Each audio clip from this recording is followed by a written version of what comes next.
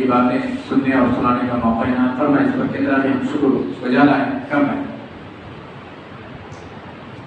حضرات، یہ دین اللہ کے رسول صلی اللہ علیہ وسلم پر کمپلیٹ ہو گیا۔ یہ دین کا سلسلہ حضرت آدم علیہ السلام سے شروع ہوا تھا اور کمپلیٹ حضرت محمد رسول اللہ صلی اللہ علیہ وسلم پر ہوا۔ الیوم اکملت لکم دینکم واتممت علیکم نعمتی ورضیت لکم الاسلام دینا کہہ کر اللہ نے اس دین کو حضرت محمد رسول اللہ صلی اللہ علیہ وسلم پر کمپلیٹ کیا۔ اب اس دین میں نہ کوئی اضافہ کر سکتا ہے، لا کر ایکسٹرا چیز کوئی بھر سکتا ہے، اور نہ اس دین میں کمی کی جا سکتی ہے۔ یہ دین آسمانوں سے آیا ہوا دین ہے، زمین سے آیا ہوا دین ہے، اور یہ رسول جو آسمانوں والے نے سلیکٹ کیا ہے، کسی دنیا والے نے سلیکٹ نہیں کیا۔ اس دین کی ہر بات بال سے باریک تر ہے اور تلوار سے تیز تر ہے۔ لوگوں نے صرف بال سے باریک کہا ہوگا، لیکن میں کہہ رہا ہوں بال سے باریک تر ہے، تلوار سے تیز ہے کہا ہوگا، لیکن میں کہہ رہا ہوں تلوار سے تیز تر ہے، یعنی اس سے بھی تیز ہے۔ کیونکہ اس دین پر چلنا بہت سارے لوگوں کو مشکل لگے گا، اور مشکل لگ بھی رہا،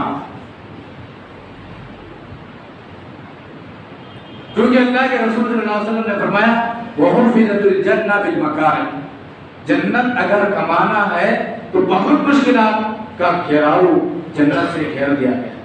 جہنم میں جانا ہے جائے کرو، جہنم میں جائے، ایسا آرام کر لو، اپنی منمانی کر لو، رب کی مرضی کے خلاف اپنی مرضی چلا لو، جہنم میں پہنچ جاؤ۔ جہنم میں جانا بہت آسان ہے، جنت میں جانا بہت مشکل ہے۔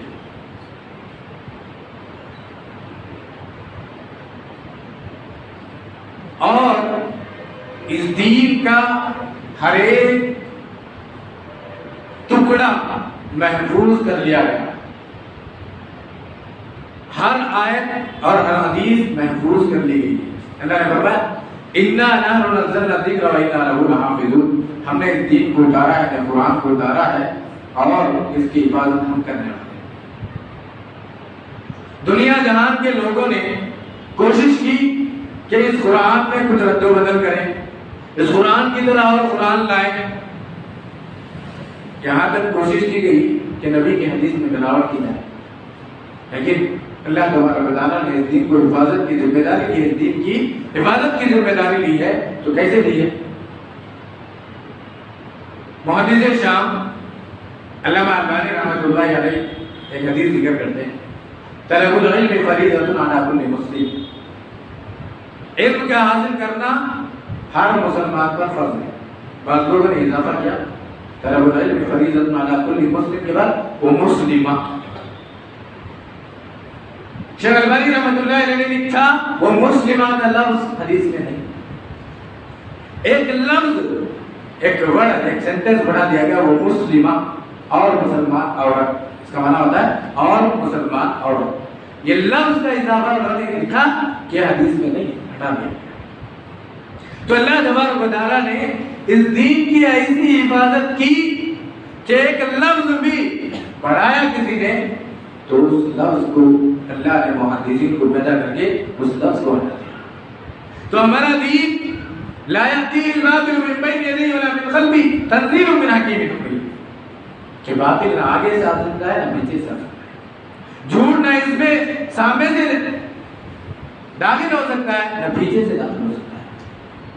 باطل کہتے ہیں جھوٹ کو، جھوٹ اس دین میں داخل نہیں ہو سکتا۔ تو اللہ تبارک و تعالیٰ نے قرآن کو جس طرح قرآن کے حافظ بنائے، اسی طرح حدیث کے حافظ بھی بنائے۔ حافظ کہتے ہیں یاد کرنے والے کو، حافظ کہتے ہیں یاد کرنے والے کو، جو موضوعات جس کو یاد ہوتا ہے اس کو بولتے ہیں قرآن کا حافظ یا حدیث کا حافظ۔ دونوں کے حافظ اللہ تبارک و تعالیٰ نے بنائے تاکہ اس دین کو جو رسول اللہ صلی اللہ علیہ وسلم پر نازل ہوا تھا وہی سے ہی قیامت تک رہے گا۔ اس دین میں بہت سارے لوگ کچھ اپنی طرف سے اضافہ کرنے کی کوشش کرے، لیکن بتا دیا گیا کہ تم نے دین میں اضافہ کیا، اور کچھ لوگ کم کرنے کی کوشش کرے، بتا دیا گیا کہ کم کرنے کی تمہارے اوپر تمہیں ضرورت نہیں۔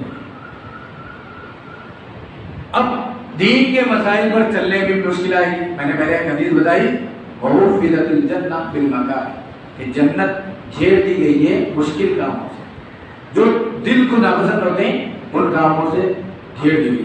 مثلا صبح کے وقت اٹھنا کتنی تکلیف ہے، صبح کی نماز کے لیے اٹھنا کتنی تکلیف ہے، اور ٹھنڈانا ہو اس میں صبح کے وقت وضو بنانا کتنی تکلیف ہے، بہت تکلیف ہوتی ہے۔ دھندا بیمار چلتا رہتا ہے، مؤذن اذان کہتا ہے حی علی الصلاۃ حی علی الفلاح، دھندا اور بیمار سے اٹھنا کتنی مشکل ہے، کام سے اٹھنا کتنی مشکل ہے۔ کوئی اچھی سٹوری چل رہی ہوتی ہے دوستوں کے مابین، مؤذن حی علی الصلاۃ حی علی الفلاح کہتا ہے، وہ سٹوری چھوڑ کر آنا کتنا مشکل ہوتا ہے۔ بعض لوگ کرکٹ کے شوقین ہیں، کرکٹ کا زبردست میچ ہوتا ہے، چلتا رہتا ہے، اس وقت مؤذن کہتا ہے حی علی الصلاۃ حی علی الفلاح، تو اٹھ کر آنا کتنا مشکل ہوتا ہے۔ کوئی سیریل میں بزی ہوتے ہیں اور اس وقت مؤذن کہتا ہے حی علی الصلاۃ حی علی الفلاح، اٹھ کر آنا کتنا مشکل ہوتا ہے۔ کبھی ایسا ہوتا ہے کوئی فنکشن چل رہا ہوتا ہے، اس وقت مؤذن کہتا ہے حی علی الصلاۃ حی علی الفلاح، اور نماز کی طرف آؤ، کامیابی کی طرف، فنکشن چھوڑ کر آنا کتنا مشکل ہوتا ہے۔ تو یہ سارے مشکلات سے گھرا ہوا ہے دین۔ جنت حاصل ہونے کے لیے بہت ساری مشکلات، بہت ساری قربانیاں دینی پڑیں گی، تب جا کے جنت ملے گی۔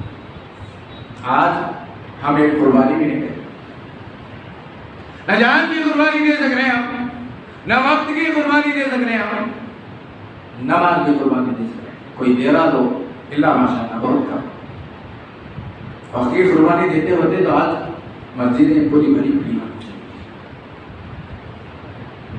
وقت کی قربانی اگر دیے ہوتے تو آج مسجدیں بھری پڑی ہوئی ہوتی۔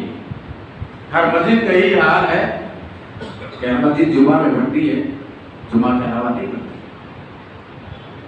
تو لہٰذا میرے بھائیوں، جو انسان ان سارے مکروہات یعنی تکلیفوں کے باوجود اللہ کے دین پر قائم رہتا ہے، ایسے ہی شخص کو جنت ملے گی۔ لوگ سمجھتے ہیں دین پر چلنا آسان نہیں، یہ کانٹوں والی راہ ہے، اس راستے میں کانٹے ہی کانٹے ہیں، پھولوں والا راستہ نہیں۔ اگر گلاب کو پانا چاہتے ہو کانٹے سے ٹکر لینا پڑے گا۔ یہ گلاب سے بھی زیادہ عام جنت ہے، یہ گلاب کے پھول سے بھی زیادہ عام جنت ہے۔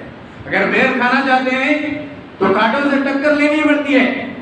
معمولی سا بیر جب تم کانٹوں سے ٹکر لیے بغیر نہیں کھا سکتے تو جنت کیسے مل جائے گی آسانی سے؟ اتنی بڑی جنت جو اللہ نے مومنوں کے لیے سجائی ہے، وہ جنت ملنا بہت مشکل، یاد رکھنا۔ اب دین پر چلنے کے لیے بہت سارے عذر ہوتے ہیں، بہت سارے بہانے بنائے جاتے ہیں، ہیلے بنائے جاتے ہیں کہ مجھے صبح اٹھ کے آنے پانی کھانا پڑتا ہے، تکلیف ہوتی ہے، اس طرح کے بہانے بناتے ہیں۔ کیا یہ بہانے شریعت میں چلتے ہیں؟ اچھا ایک بات بتاؤ، ایک انسان نابینا ہے، اس کو مسجد آنا ضروری ہے کیا؟ کیونکہ نابینا ہے، آنکھ کی بینائی نہیں، معذور۔ بہت سارے لوگ بولیں گے مولوی صاحب اندھا ہے، اس کو مشکل ہے، نہیں آیا تو چلے گا۔ میری اور آپ کی اصل یہی بولے گی کہ نہیں آیا تو بھی چلے گا، نابینا ہے نا، اندھا ہے، نہیں آیا تو کیا۔ لیکن دین کیا کہتا ہے؟ دین کیا کہتا ہے؟ عن ابن ام مکتوم رضی اللہ عنہ انه سأل النبي صلی اللہ علیہ وسلم فقال يا رسول الله صلی اللہ علیہ وسلم انی رجل ضریر البصر شافع الدم ولي قائد لا يلائمني فهل لي رخصة ان اصلي في بيتي؟ قال هل تسمع النداء؟ قال نعم، قال لا اجد لك رخصة۔ سنن نبی داؤد حدیث نمبر ہے 550 پر 2 اور 550 پر 3۔ سنن نسائی حدیث نمبر ہے 850 برے ابن ماجہ حدیث نمبر ہے 709 مسند احمد بن حنبل میں حدیث ہے 15490 15472۔ اس حدیث کا مطلب کیا ہے؟ عبداللہ ابن ام مکتوم رضی اللہ عنہ نابینا صحابی اللہ کے رسول صلی اللہ علیہ وسلم سے اجازت مانگتے ہیں کہ اللہ کے رسول میں اندھا مجھے دکھائی نہیں دیتا اور مجھے پکڑ کر لانے والا اور میرا گھر بھی دور ہے، شاہ سے عددار کے معنی ہوتے گھر دور ہے، اور ولیہ قائد لالی بائی ہوئی اور میرا ہاتھ پکڑ کے لانے والا کہ مجھے کوئی مسجد کو نہیں، کیا میرے لیے رخصت ہے کہ میں گھر میں نماز پڑھوں؟ تو اللہ کے رسول صلی اللہ علیہ وسلم نے پوچھا کیا تم عذاب سنتے ہو؟ حل تسمعون دیتا، کیا تمہارے کو عذاب سنائی دیتی ہے کیا؟ انہوں نے کہا نعم، ہاں اللہ کے رسول مجھے عذاب سنائی دیتی، میں عذاب سنتا ہوں۔ اللہ کے رسول نے کہا لا اجد لک رخصت، میں تیرے لیے کوئی رخصت نہیں پاتا، میں تیرے لیے کوئی رخصت نہیں پاتا ہوں۔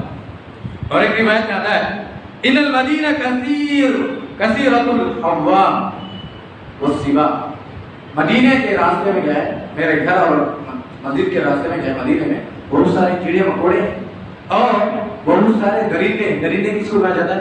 شیر، چیتا، جو انسان کو گئے یہ کرتے ہیں، ایسے میرے راستے میں پڑتے ہیں، کیا میں گھر میں نماز پڑھ سکتا ہوں؟ اللہ کے رسول نے کہا نہیں، آؤ مسجد میں۔ اب ذرا بتاؤ بہت سارے لوگ کیا کہتے ہیں کہ دین پر چلنے کے لیے اللہ نے آسان کیا، اب دین غسل، دلیل صحیح ہے، دین آسان ہے، کون سا دین آسان ہے؟ کون سا دین آسان ہے؟ اگر دین آسان ہے تو 7 سال کے بچے کو نماز کا حکم کیوں کرے گا؟ دین اگر آسان ہے تو 10 سال کا بچہ نماز نہیں پڑھ رہا، وَهُمْ أَبْنَاءُ وَاضْرِبُوهُمْ عَلَيْهَا وَهُمْ أَبْنَاءُ 10 سنين، کہ 10 سال کا بچہ نماز نہیں پڑھ رہا، ابھی بالغ نہیں ہوا، 10 سال کا بچہ مانو، کیوں ماننے کو بولے؟ دین آسان ہے نا، دین آسان ہے، 10 سال کے بچے کو کیوں مارنے کو کہہ رہے ہیں اللہ کے رسول صلی اللہ علیہ وسلم؟ کہ اللہ کے رسول سخت دیتے ہیں؟ نعوذ باللہ، اللہ کے رسول سختی کرنے والے تھے؟ نہیں تھے۔ لیکن آج حدیث کا ایک ٹکڑا لے لیا، دین آسان ہے، اور یہ جملہ لے کر پورے حدیث کو، پورے رسول کو، پورے دین کو بدل کرنے کی کوشش کی۔ اب بتاؤ ایک نابینا انسان ہے جس کو لانے والا گھر سے کوئی نہیں، جس کو پکڑ کے لانے والا نہیں، اور اللہ کے رسول کہہ رہے ہیں کہ تم عذاب سنو تو مسجد آؤ، اور وہ عذر بھی پیش کرا۔ اللہ کے رسول میرے اور مسجد کے درمیان مدینے میں آپ کو معلوم ہے بہت سارے کیڑے مکوڑے ہیں اور درندے بھی ہیں، کہیں ایسا نہ ہو درندہ میرے اوپر حملہ کرے اور مجھے میری جان چلی جائے گی۔ اگر کیڑے مکوڑے، بچھو، سانپ وغیرہ کاٹ لیے تو انسان بچ سکتا ہے کیا؟ مر جاتا ہے۔ یہ سارے ریزن پیش کر اللہ کے رسول میرے پاس، میں نابینا ہوں، اندھا ہوں، لیکن کیڑے مکوڑے میرے کو کتر سکتے، بچھو سانپ مجھے ڈس سکتے اور مجھے درندے کھا سکتے، لیکن اللہ کے رسول نے یہ نہیں بولا۔ اللہ کے رسول نے کیا بولا؟ اتسمعون النداء، کیا تم اذان سنتے ہو جی؟ تو صحابہ رسول نے کہا قال نعم، ہاں اللہ کے رسول میں اذان سنتا ہوں۔ تو اللہ کے رسول کہتے ہیں لا اجد لک رخصت، میں تیرے لیے کوئی رخصت نہیں پاتا مسجد میں۔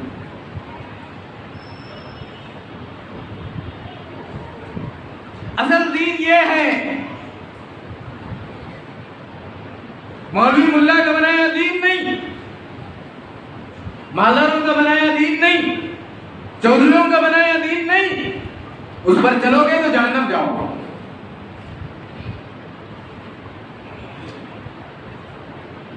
بتاؤ ہمارے یہاں کتنے نابینا ہیں، کتنے اندھے لوگ ہیں، کتنے لوگوں کے گھروں کے بیچ میں اور عیدگاہ کے بیچ میں کتنے درندے آ کے کھا رہے ہیں، کتنے سانپ ڈس رہے ہیں، بتاؤ۔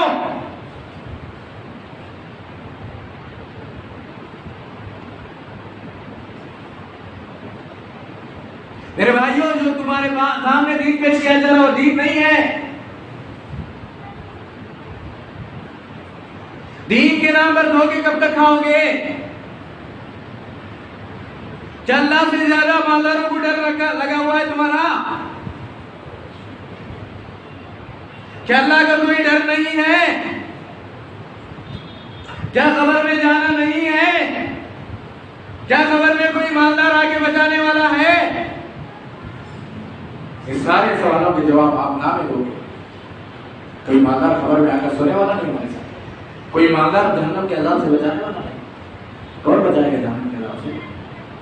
یہ دین پر چلو، گارنٹی اللہ کے رسول دے رہے ہیں۔ میں نے اس حدیث پر چلو، اللہ کے رسول جو اللہ کی طرف سے مقرر کیا گیا ہے وہ گارنٹی دے رہا ہے کہ تجھے جنت میں۔ کیا دنیا کے لوگ اللہ کے رسول سے زیادہ خیر خواہ ہیں ہمارے؟ کیا اللہ کے رسول ہماری بھلائی نہیں چاہتے؟ کیا اللہ کے رسول ہمیں فائدہ پہنچانا نہیں چاہ رہے؟ تو اللہ کے رسول سے زیادہ فائدہ پہنچانے والا انسان کون ہے بتاؤ دنیا میں؟ میرے بھائی کوئی نہیں، سب جھوٹے۔ تو پتہ یہ چلا کہ ہم جو وضو پیش کر رہے تھے وہ وضو نہیں، کیونکہ ان کے گھر کے بیچ میں کیڑے مکوڑے بھی ہیں، سانپ بچھو بھی ہیں، اور درندے، چیتا، شیر حملہ کرنے والے ہیں۔ لیکن اللہ کے رسول صلی اللہ علیہ وسلم کیا فرما رہے کہ میں تجھے رخصت نہیں دے سکتا، لا جی تو نہ رخصت، میں تجھے رخصت نہیں دے سکتا، تجھے مسجد آنا پڑے گا۔ اللہ کا فضل، اللہ کا احسان مانو میرے بھائیوں۔ اللہ رب العالمین نے بہت سارے لوگوں کو سائیکل تو دیے، کم سے کم بائک نہیں تو نہیں، سائیکل تو دی، کم سے کم اللہ رب العالمین نے سائیکل نہیں بھی دی ہے، پیر تو دی ہے۔ اور اللہ کا احسان مانو میرے بھائیوں کہ اللہ نے کسی کو اندھا تو نہیں کیا ہم ایسے سے، الحمدللہ اللہ کا شکر ہے کہ ہم سب دیکھنے والے ہیں۔ وہ نابینا کو رخصت نہیں دے گا۔ رات کا اندھیرا ہے، ایک تو رات کے اندھیرے کا ڈر ہے، ایک تو آنکھ دکھائی نہیں دیتی، ایک تو راستے میں کیڑے مکوڑے، سانپ بچھو اور درندہ کوسا درندہ کب آ کے حملہ کرے گا پتہ نہیں۔ لیکن اللہ کے رسول کہتے لا اجد لک رخصت، کہ میں تیرے لیے رخصت نہیں پاتا۔ ہوا کہتے ہیں کیڑے مکوڑوں کو، اور سبا کہتے ہیں درندوں کو، جو شیر چیتا کی شکل میں جو بھی انسان پر حملہ کود کر حملہ کرتے ہیں۔ یہ ساری چیزیں ہونے کے باوجود اللہ کے رسول کیا بولے تیرا کوئی ریزن نہیں، تو آپ کو دنیا والے کیا بتا رہے ہیں آپ کو؟ عورتوں کو تکلیف ہوگی، پانی نہانے کی تکلیف ہوگی، دین آسان ہے۔ بتاؤ کیا محمد رسول اللہ صلی اللہ علیہ وسلم کا فرمان جھوٹا ہے؟ کیا رسول جو فرمانی جھوٹ ہے؟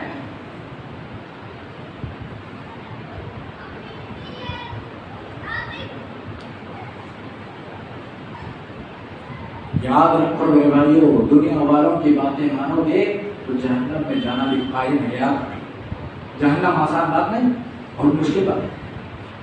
جہنم کا ایک ایگزامپل لینا ہے تو کیا کرو، انگار جو کولسا ہے، زبردست جلا ہوا بڑا کولسا، 1-2 سیکنڈ رکھو،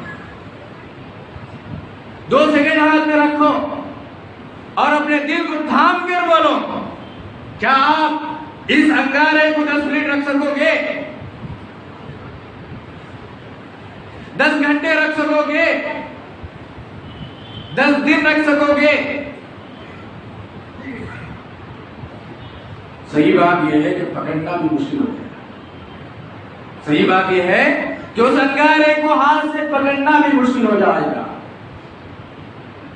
تو بتاؤ اس جہنم میں، جو جہنم 60 پر 9 درجے زیادہ ہے، 1 درجہ 2 درجہ نہیں، ہماری آنکھ کے سرکے 60 پر 9 آگا ہونا، ہماری آنکھ کے سرکے، دنیا کی آنکھ کے سرکے 60 پر 9 آگا ہونا، ایسی جہنم میں چلو۔ 1 سیکنڈ نہیں پکڑ سکو گے میرے بھائیو، سمجھو بات۔ اب کدھر جا رہے ہیں؟ 1 سیکنڈ پکڑنا مشکل ہے تو آگ کا بجھونا ہوگا، آگ کا اوڑھنا ہوگا، آگ میں رہنا ہوگا، اور آگ میں سونا ہوگا، آگ کا کھانا ہوگا، اور گرم گرم کھولتا ہوا پانی دیا جائے گا۔ کیسے پیو گے؟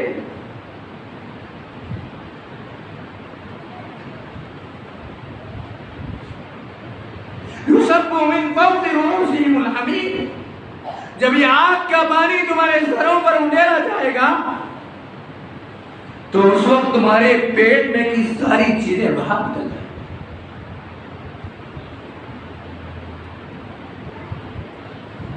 بتاؤ اس میں چلنے کے لیے تیار ہو؟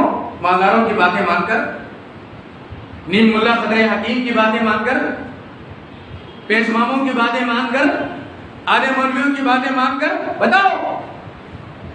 میرے بھائیوں کوئی پسند نہیں کرے گا. جب نہیں پسند کرتے ہیں تو چلنا مشکل نہیں، اڑنا مشکل نہیں.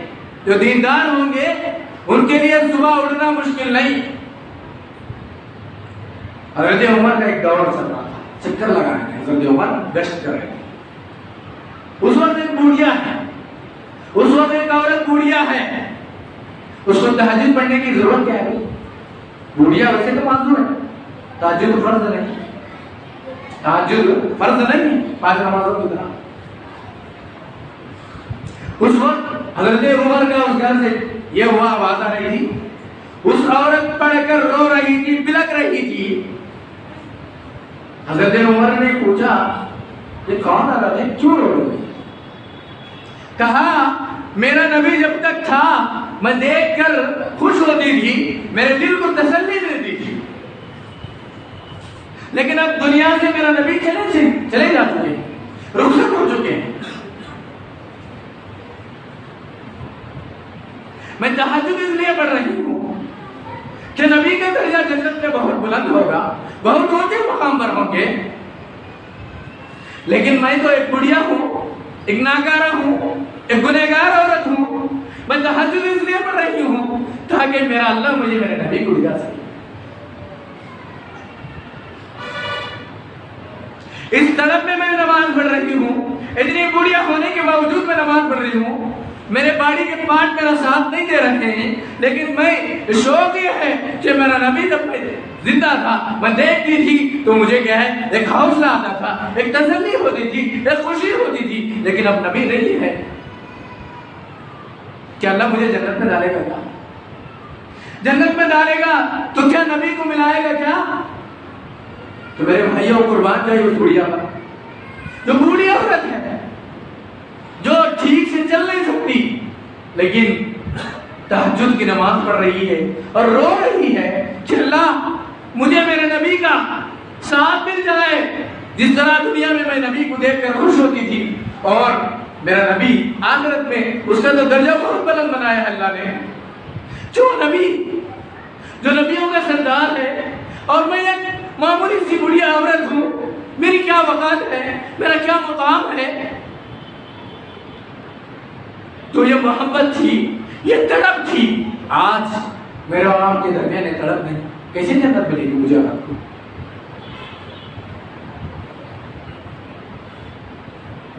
ان امرأة من الانصار، ایک عورت تھی انصار کی، مدینے تھی، انصار قبیلے سے اس کا تعلق تھا. قتل ابوها وزوجها واخوها وابنها فی غزوۃ احد. احد کے جنگ میں، احد کی جنگ میں اس عورت سے کہا گیا کہ ماں تیرے باپ شہید ہو گیا، تیرا باپ اس جنگ میں مارا گیا، جنگ احد میں. کہا کہ کوئی بات نہیں. شیطان نے افواہیں اڑائی تھی کہ نبی صلی اللہ علیہ وسلم کو شہید کر دیا گیا، نبی صلی اللہ علیہ وسلم کا انتقال ہو گیا.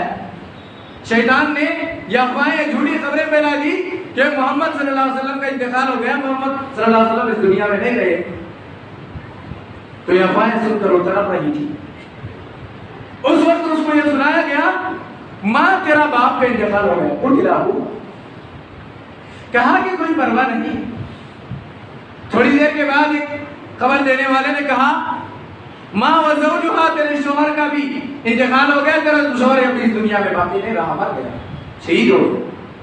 پھر اس کے بعد اس عورت نے کہا کہ شوہر جاتا ہے تو جانے دے، بالکل کوئی پرواہ نہیں. بتاؤ کہ محمد کیسے صلی اللہ علیہ وسلم. پھر اس کے بعد تھوڑی دیر کے بعد یہ نیوز دی گئی کہ ماں واخوها، تیرا بھائی بھی اس دنیا سے چلا گیا، وہ بھی مر چکا ہے، شہید ہو چکا ہے. کہا کہ کچھ پرواہ نہیں. پھر کہا کہ ماں تیرا لگتے جگر، تیرا جگر کا ٹکڑا، تیرے کو دیکھ، اس کو دیکھ کر تو جی رہی تھی، تیری زندگی کی امیدیں تھی، تیری آخری لاڈی کا سہارا تھا، تیری زندگی کا سہارا تھا. جب تو بوڑھی ہو جائے گی وہ بیٹا تیرا سہارا ہے. ماں وہ بیٹا بھی چلا گیا.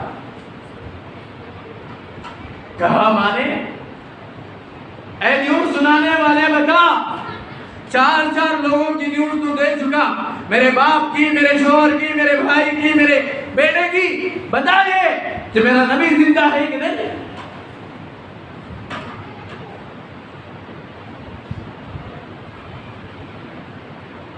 ان 4 کی موت کی مجھے کوئی فکر نہیں، ان 4 کی موت کی مجھے کوئی پرواہ نہیں. بتا میرا نبی زندہ ہے کہ نہیں. اس کو نیوز دینے والے نے کہا ماں تیرے نبی زندہ ہے. کہتی کیا ہے؟ کل مصیبت بعدک جلل. میرے 4 میرے باپ کا رشتہ مجھے معلوم ہے کتنا اہم ہوتا ہے بیٹی کے لیے. شوہر کا رشتہ ایک بیوی کے لیے کتنا اہم ہوتا ہے مجھے معلوم ہے. ایک بھائی کا رشتہ ایک بہن سے کتنا امپورٹنٹ ہوتا ہے مجھے معلوم ہے. اور ایک بیٹے کا رشتہ ایک ماں کے لیے کتنا امپورٹنٹ ہوتا ہے، کتنا اہم ہوتا ہے مجھے معلوم ہے. لیکن ان سارے رشتوں کے مجھے کوئی پرواہ نہیں، ان سارے رشتوں کی. لیکن میں نے نبی کو دیکھا تو کہتی ہے کل مصیبت بعدک جلل. ہر مصیبت آسان ہو گئی میرے نبی کو دیکھنے کے بعد.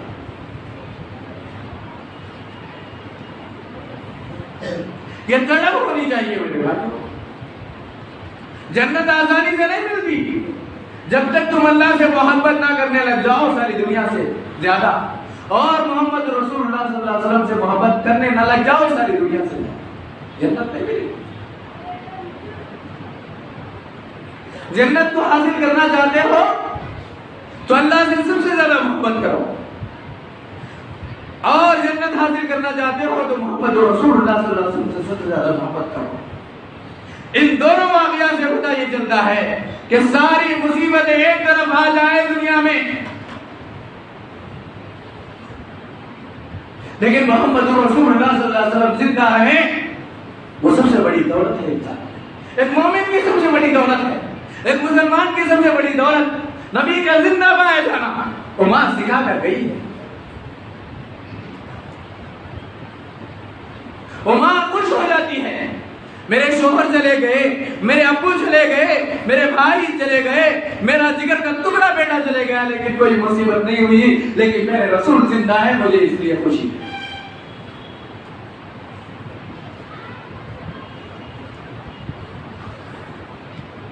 تو میرے بھائیوں کو ایک مومن کو ایسی زندگی گزارنی چاہیے، ورنہ یہ جنت کا سفر میرے لیے بہت مشکل ہو جائے گا. ہمیں 200-300 کلومیٹر کے گاؤں کو جانا ہے تو کتنے لوگوں کو پوچھتے ہیں کہ بھائی کیسا جانا ہے، کون سی بس چڑھنا ہے، کب ملے گی بس. ٹرین کو جانا ہے تو کون سی ٹرین ملے گی، اگر دور کا سفر ہے فلائٹ کو جانا ہے تو کون سی پلین ملے گی، کب ملے گی، کیا وقت ہوگا، کیا وہاں کے لوگ ہمیں ماریں گے توڑیں گے تو نہیں، وہاں کے لوگ ہمیں ستائیں گے تو نہیں، وہاں کے لوگ ہمارا سامان چوری تو نہیں کریں گے، پیسہ تو چوری نہیں کریں گے. یہ ساری معلومات، یہ ساری انفارمیشن لے لیتے ہیں. یہ دنیا کا معمولی سفر ہے میرے بھائی، یہ دنیا کی معمولی جرنی ہے میرے بھائی. لیکن وہ سفر جو موت کے بعد سے شروع ہوتا ہے، پہلے قبر میں جانا پڑتا ہے، اور اس کے بعد قیامت کے دن اٹھایا جانے والا ہے، پھر اس کے بعد جنت اور جہنم کا فیصلہ ہوگا. تو جنت میں جانے کے بعد واپسی نہیں، کبھی ختم ہونے والی زندگی نہیں، وہ زندگی کو کبھی اینڈ نہیں، وہ لائف کو کبھی اینڈ نہیں. دنیا کی زندگی کو اینڈ ہے، دنیا کی زندگی کب ختم ہوگی گارنٹی نہیں ہے میرے بھائی. یہ لائف کی 1 سیکنڈ کی گارنٹی نہیں ہے. تو اس لائف کے لیے اتنا ہیڑا ہمارا کیوں مارا کھا رہا ہے؟ یہ ہیڑے کو کیوں ہم مارا کھانے دے رہے ہیں میرے بھائیوں؟ وہ صحابہ جن کو اللہ نے سرٹیفکیٹ دے دی تھی کہ میں تمہارے سے راضی ہو گیا، تمہارے لیے جنت ہے، لیکن وہ صحابہ تڑپ رہے ہیں، وہ صحابہ رو رہے ہیں. اور اللہ کے رسول صلی اللہ علیہ وسلم جب خلوہ دیتے ہیں، ذرا